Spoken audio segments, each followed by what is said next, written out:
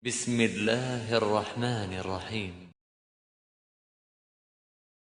Dalam masalah yang ditanyakan, ada dua gambaran transaksi di situ. Yang satunya akan berbeda hukumnya dengan yang lain. Ya. Pertama, apabila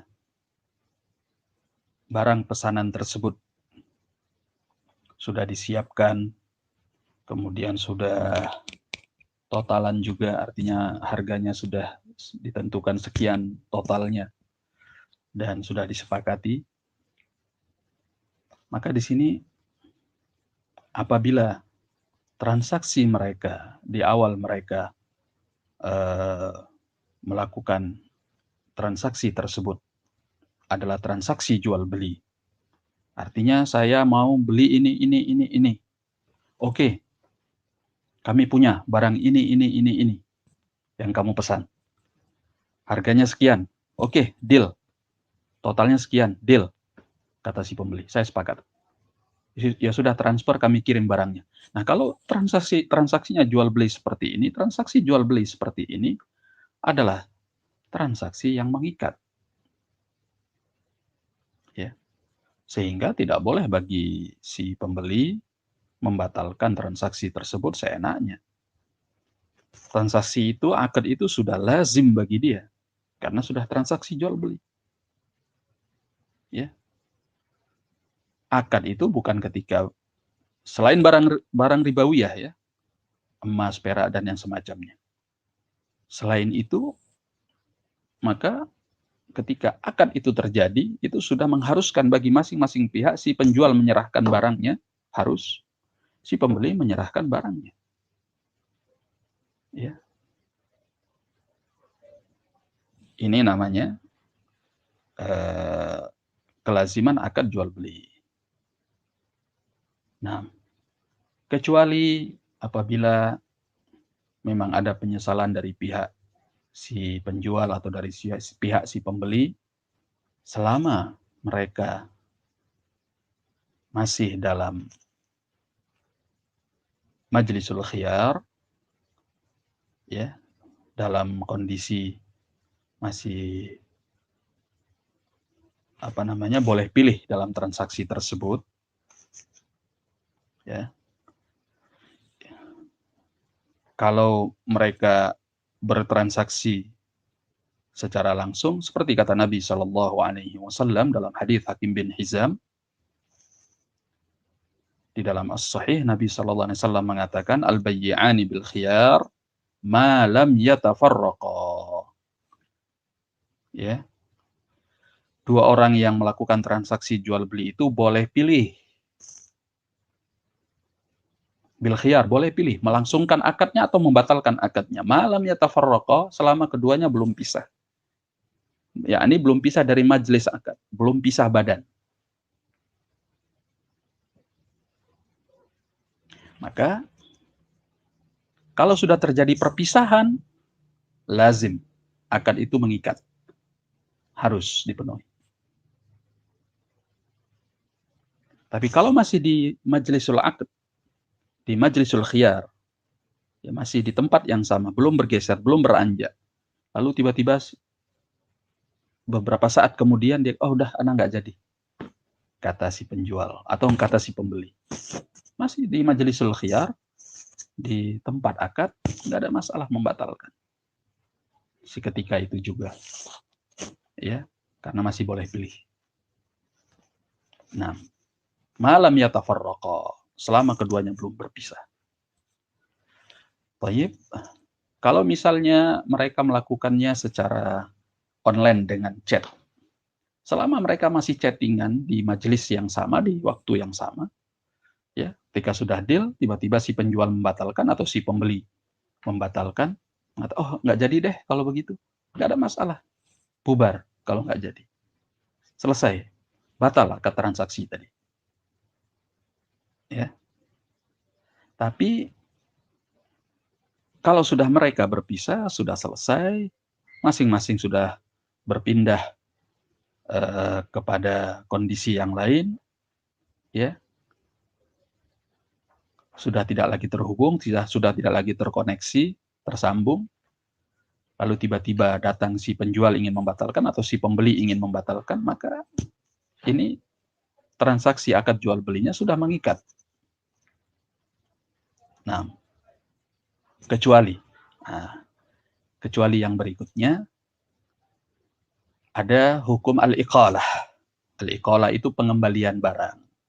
Nah, pengembalian barang ini entah itu penyesalan datangnya dari si penjual sehingga dia ingin mengembalikan uang si pembeli, tidak jadi menjual barangnya, atau si pembeli yang menyesal atau dia nggak kepingin untuk membeli barang tersebut sehingga dia ingin kembalikan barangnya dan meminta uangnya, ada yang namanya al-iqalah, pengembalian.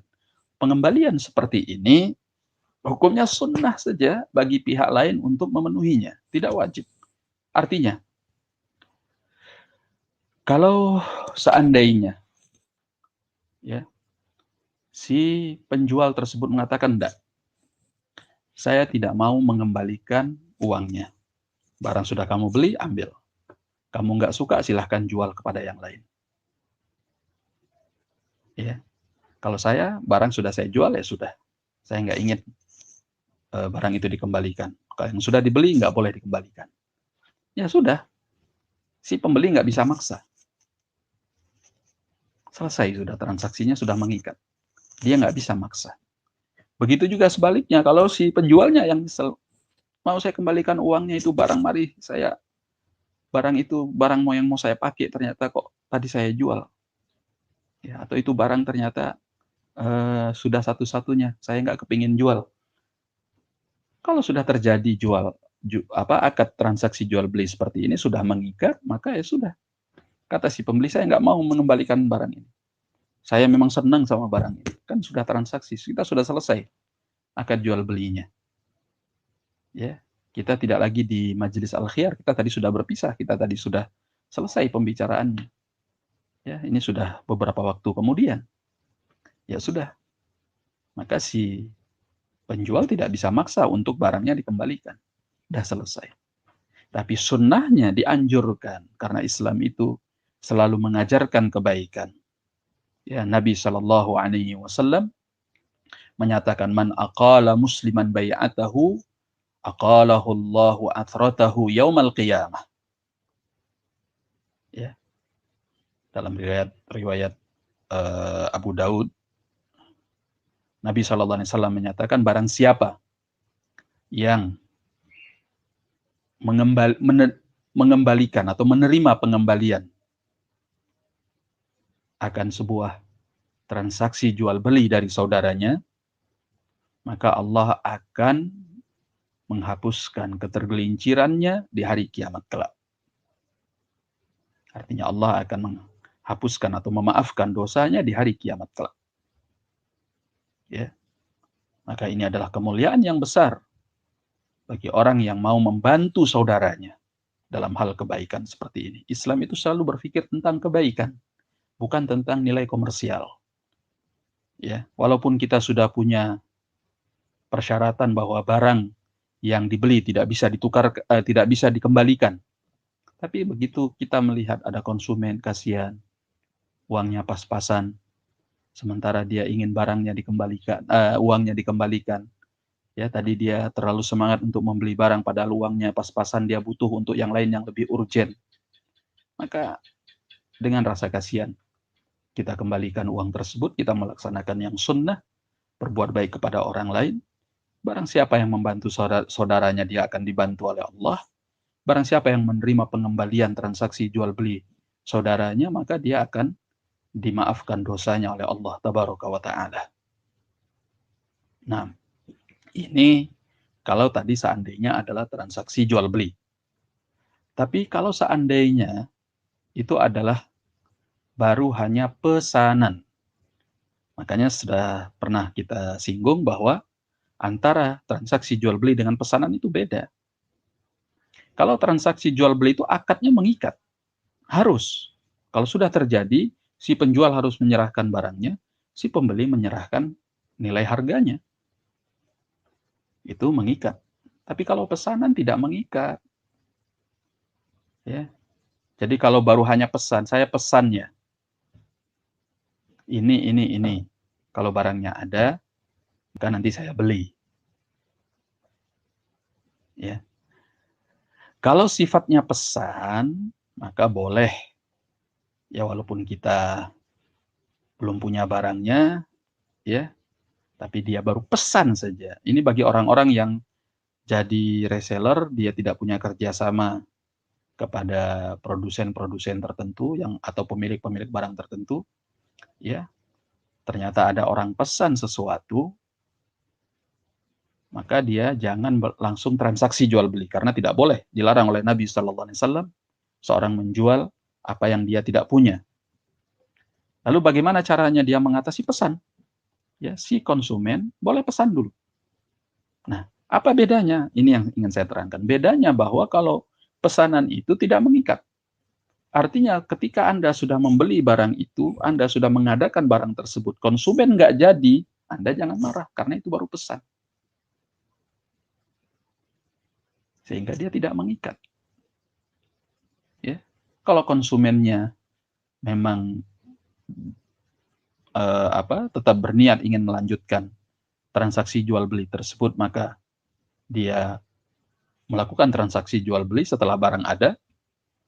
Ya, pesanan itu dia seriusi dan dia kemudian transaksi jual beli, maka barang itu dijual kepadanya. Kalau kemudian mungkin dia berubah pikiran, ya itu sudah resiko dari sebuah pesanan. Karena orang yang baru mesan bisa jadi, bisa enggak, dan kita enggak bisa maksa. Secara hukum Islam pun dia enggak salah karena itu baru pesan. Ya, mungkin dia melihat ada sesuatu yang lebih baik, mungkin barang duitnya pas-pasan, atau ada barang yang lebih baik, atau ada harga yang lebih murah daripada yang Anda tawarkan kepadanya di tempat lain. Banyak faktornya sehingga dia tidak jadi melangsungkan akad transaksi tersebut. Ya, jadi yang namanya pesanan, ya dia juga nggak bisa disalahkan, tidak bisa dikatakan dia khianat.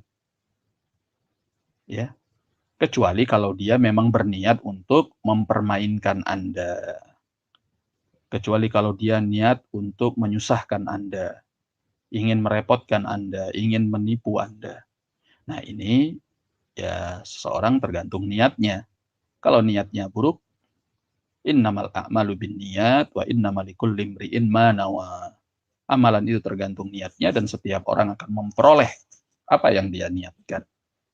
Jadi kalau memang niatnya buruk, memang sengaja dia ingin mempermainkan Anda, ya dia mendapatkan balasannya nanti di sisi Allah Tabaraka wa Ta'ala. Ya, ada unsur kezaliman dan setiap kezaliman itu ada balasannya. Ya, menyusahkan orang siapa yang menyusahkan saudaranya, biasanya balasannya setimpal, dia akan disusahkan oleh Allah. Barang siapa yang merugikan saudaranya, dia akan dirugikan nantinya oleh Allah Tabaraka wa Ta'ala. Dia tidak akan lepas dari perhitungan Allah. Nah, wallahu a'lam bissawab. Barakallahu fiik.